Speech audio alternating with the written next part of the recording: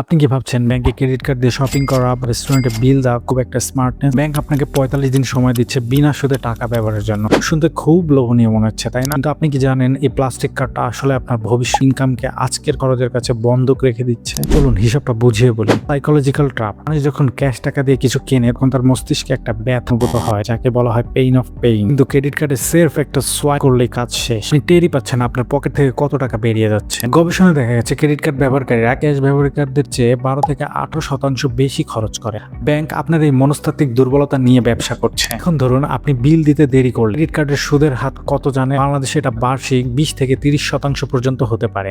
আপনি যদি শুধু মিনিমাম ডিউ দিয়ে ভাবেন আপনি বেঁচে গেছেন, তবে আপনি ভুল করছেন। বাকি টাকার উপরে ব্যাংক যে সুদটা চাপায় সেটা আপনার আসল টাকার চেয়ে বড় হয়ে যায়। অর্থাৎ আপনি যা কিনেননি তার জন্য ব্যাংকে বছরের পর বছর টাকা দিয়ে যাচ্ছেন। স্মার্টলি ব্যবহারের উপায়। ক্রেডিট কার্ড কি তাহলে খারাপ?